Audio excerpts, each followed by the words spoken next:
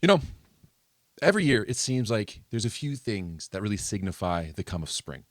The birds are chirping, the sun is coming out, it's starting to get warmer, and inevitably, Milano and Scandicci are playing each other in the Lega Volley Femminile semifinals. And as we've seen now for a few years, Milano will once again be headed to the finals after taking out Scandicci 3-1 in their semifinal series. Now, I don't think it's an exaggeration to say that Milano has dominated this quote unquote rivalry over the past number of years. This is the fourth straight year that we've had Milano take on Scandicci in the semifinals of the LVF playoffs. And they now lead the series, or the overall playoff series over the past 4 years. They now lead that series 3-1, just like the score on Sunday's game, just like the score of this very playoff series. It is 3-1. And you know what? It might be 3-1 in perpetuity because things are changing after this next year. And now, as much as this is a battle of two of the best teams in the Lega Volley Femminile, it is also a battle of two of the best players. And now I do have to point out that this battle has only really started in the past number of seasons. Like that first round didn't happen because that woman right there on your screen, Paolo Egonu, was yet to be a part of Milano. Back then, Milano had Jordan Thompson, the American, on the right side. But since then, it has been an absolute just battle between two of the best opposites, not only in Italy, but in the entire world, between Paolo Egonu and Ekaterina Antropova. And now, unfortunately, for Antropova fans or for Scandicci fans, it has been all Egonu since she has joined Milano. Not only do they lead the playoff series 2-1, Scandicci won the first year in a 2-0 series because back then it was just best of three. Milano came back and won the year after that 3-0 because it turned into best of five. And this year it was a little bit more of a battle going to 4 games. I really wished it went to five, but fortunately we didn't get that chance. And Milano took it in four in this year in 2026. But it has also just been a domination for Milano up and down since Egonu has joined this roster. Since Egonu has joined this roster, Milano leads the overall series 25-5. 25-5. They are 4-2 in the regular season.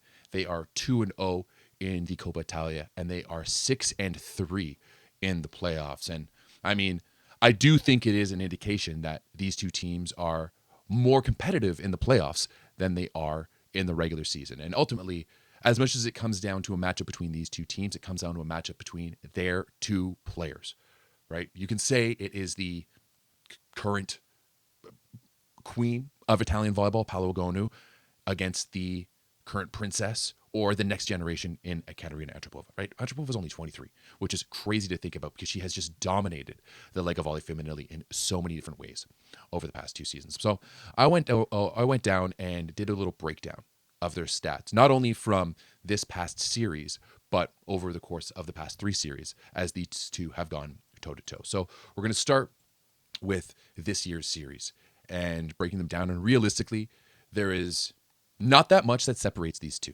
Not that much. And I mean, if you want to look at it in just a pure scoring sense, like nothing separates these two. Antropova, 109 points. Egonu, 108. 1 point difference between these two teams. A little bit difference in points per set. 6.81 points per set for Antropova and 6.75 for Egonu. Now there's a little bit difference in plus and minus. Antropova leads the plus and minus category with a plus 84, while Egonu only a plus 75. My God, just terrible. But on the other hand, Egonu does lead in break points. She had 34 break points in this series, while Antropova had 29.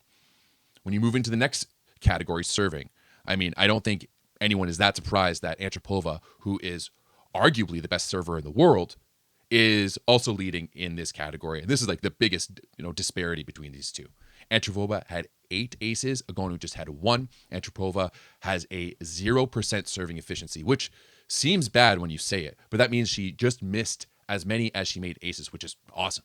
I mean, alternatively, Egonu, a minus 0.09 serving efficiency, right? 1 ace to 6 errors, whereas Antropova had 8 aces and 8 errors. So give Antropova the crown in that one. And then blocking is another area where Antropova just dominates. 8 blocks to 4 blocks. Antropova averaging 0.5 blocks per set, half a block per set, whereas Egonu averaging just 0.25 blocks per set. So a quarter of a block per set. But attacking is where these two players are a little bit different and where Queen Egonu really shines. More kills, 103 to 93 in favor of Egonu. Obviously, more kills per set, 6.44 as opposed to 5.81 for Antropova. Kill percentage, a little bit higher for Egonu as well, 50.24%, whereas Antropova is at a 46.73%. But Antropova is slightly more efficient. Egonu made 20 errors. Overall was blocked 7 times. Antropova just 7 errors and was blocked 10 times. So their efficiency is a little bit different. Egonu at a 37.07. Antropova at a 38.19. So really not that much separating these two players. And the reality is that's kind of what we've seen over the course of the past 3 seasons from these two players when they've been facing off in the playoffs. I obviously didn't do every single one of their matches. That would have been 17 matches over the course of the past 3 years, and I just don't have that kind of time. But we did break down all of the stats from the 3 playoff series. Obviously, I didn't count the 1 playoff series that Scandici played against Milano without Egonu, because that's not what we're here to talk about. We're here to talk about 2 of the best. And no offense to Jordan Thompson, she's just not quite in this level, at the same level of Egonu and Antropova, with the best opposites in the world. So when we look at the scoring from these two over the past 3 seasons, it's much of the same story, just not that much that separates these two. 214 points for Egonu, 221 points for Antropova. Egonu averaging 6.29 points, Antropova 6.5. Really not that much difference. Same thing in plus minus. Egonu 125, or a plus 125, Antropova a plus 145. But the break points is much closer here, with Egonu leading barely with 79 break points, while Antropova has 77 break points. Serving, much of the same, pretty much the exact same, almost. Egonu falling in behind, only 6 aces over the past 34 sets that these two teams have played in the semifinals of the Lega Volley Femminile, whereas 24 aces for Antropova.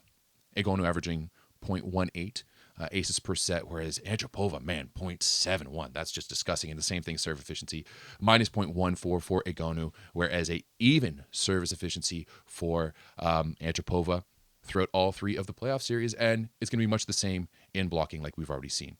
Egonu does go up a little bit overall. I guess she was a little bit down this past year with 11 blocks over the course of the past 34 sets in the semifinals, averaging 0.32 blocks per set, whereas Antropova, pretty much the exact same, 17 blocks, averaging 0.5 blocks per set. And offensively, it's going to be pretty much the exact same thing. Egonu, a few more kills, 197 to 180 for Antropova. She has a better kills per set at 5.79 against 5.29 for Antropova, and then you've got a better kill percentage at a 48.05 for Egonu, whereas it's a 44.89 for Antropova. But the kill efficiency is just slightly higher on Antropova's side. She has a 31.92 kill efficiency, as opposed to Egonu's was a 31.71 kill efficiency over the course of the past 3 years. And as we've seen, this year was kind of the best of the best, as almost in every single category they're up from their usual numbers, and it really just provided us some of the best ball of all time between 2 of the best players. And now the only thing that can really separate these 2 teams is wins, right? And I mean, when it comes down to it, you have to give it to Queen Egonu.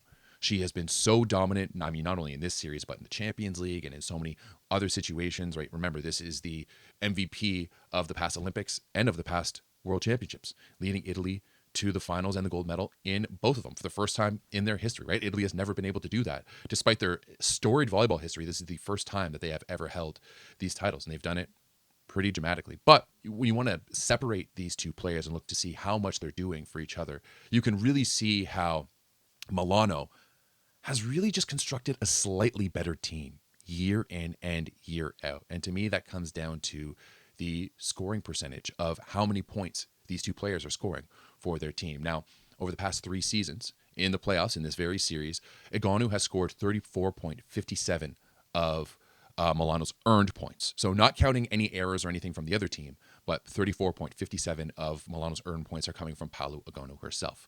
Whereas on the other side, it is Antropova scoring 40.04% of Scandici's earned points. over the course of the entirety of the playoff series. But this year alone, those numbers have gone up. Egonu went out there and scored 36 points, 36% of her team's overall points, whereas Antropova scoring 43.02% of Scandici's points. Almost 50% of Scandici's earned scoring is coming from Antropova. And you really have to wonder, what else could she have done? What else could she have done at just 23 years old, mind you?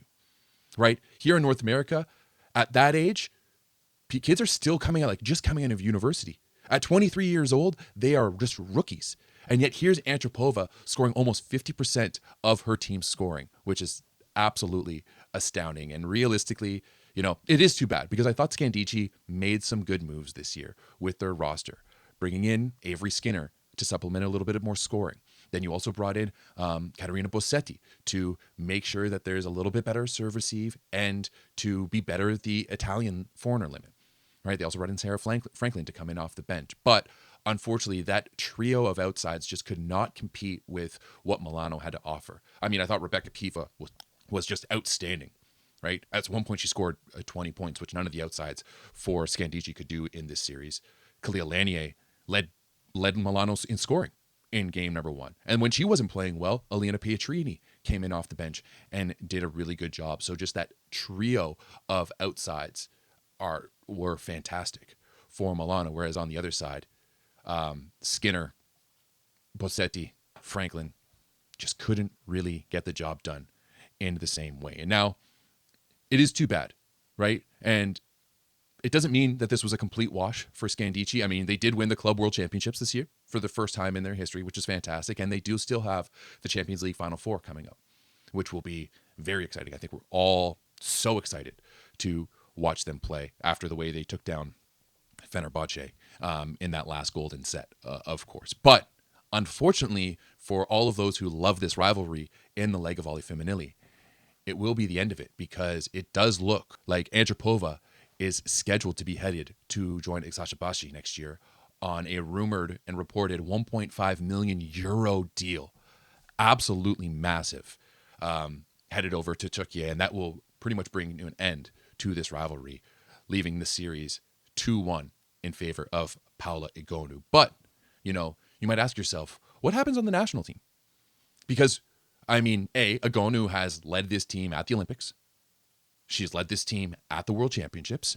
And we all kind of remember what happened when someone tried to put Egonu on the bench for Antropova. And, we all remember what happened to this Italian team and Davide Mazzanti back in the 2023 Euro Volley Championships. Now, Egonu won't be playing the VNL this year. Neither will Oro, Silla, Denisi.